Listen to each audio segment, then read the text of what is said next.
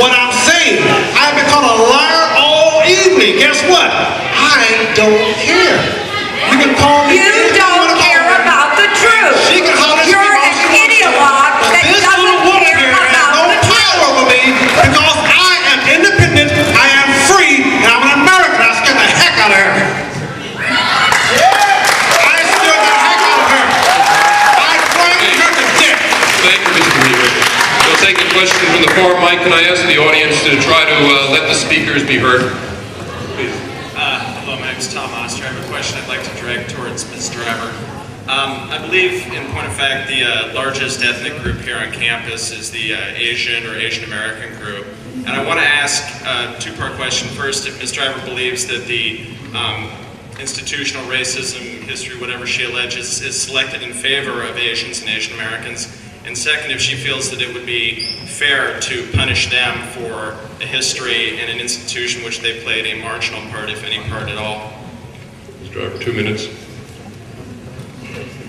First off, on the question of discrimination against Asian American students, this campus would never have been opened up to Asian American students without the fight for affirmative action.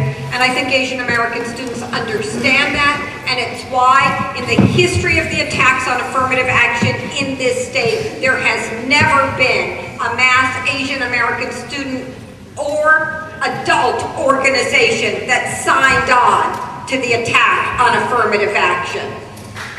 There are different histories of different minorities in this state and in this nation. And it's important to acknowledge those histories.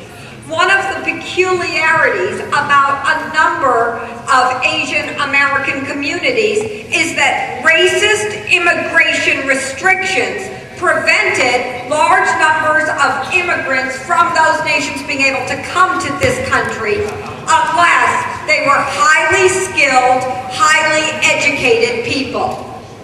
Because of that discrimination, there are a number of Asian American communities that are like Korean Americans, that are the wealthiest communities in this nation.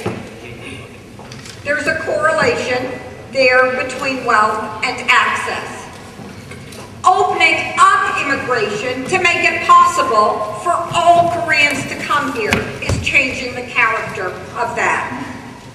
For Filipino Americans on this campus, the end of affirmative action has meant a decline in Filipino students. And it's something that we have to fight to redress.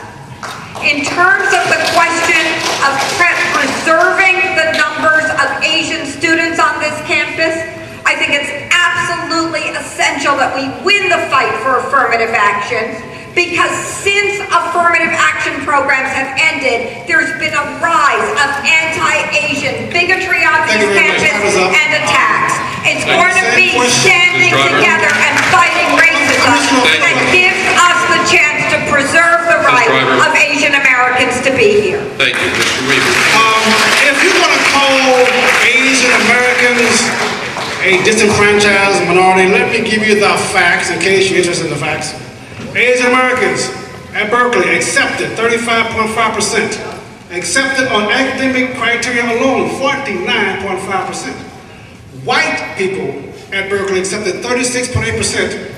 Accepted on the academic criteria alone, 47.9%. Accepted on academic merit, Asians, 3.67 GPA, 1088 SAT scores. White, 3.66 GPA, 11.42.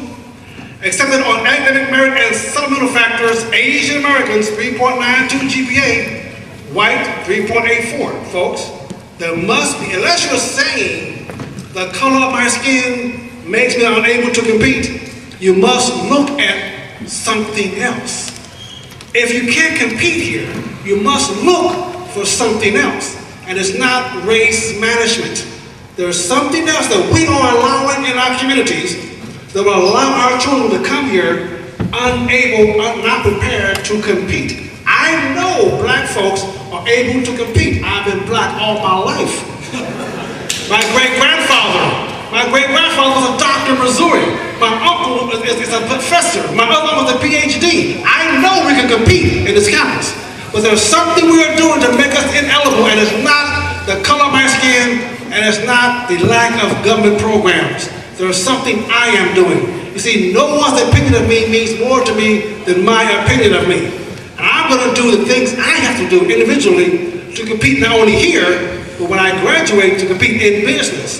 And that's why I'm successful at both. It's not my color, it's not where I live, it's not what I believe, it's what I'm doing with what I have. And you're right, there are people who don't like you, who always want you to work in their plantation, but it's not because of school. Hey, Ms. Driver, 1 minute.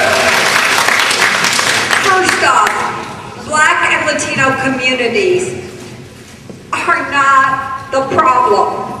We didn't create racism and inequality. We fought to redress it, and when we fought, we've advanced things for everyone.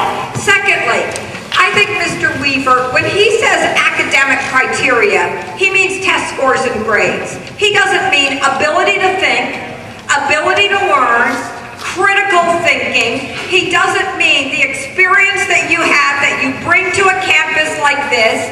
He doesn't mean the ability to solve problems. When you've had friction in your life, your ability to think critically is so improved over somebody who hasn't.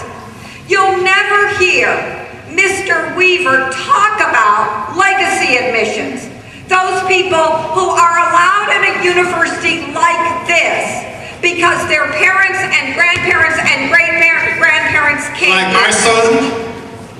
Legacy admits people like George Bush. Like my son? John Kerry.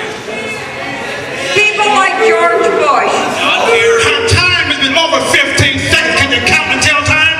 That's how I'm speaking right now. Her time is Weaver, over. Mr. Weaver, you have 1 minute. Thank you. You know, folks, I want to tell you something. If you cannot think when you come here, this is not a social club. This is a university. If you cannot study, if you cannot think, you cannot perform, I don't care about your street smarts. This is a university. You're going to be operating on my children one day. You're going to be building my home one day.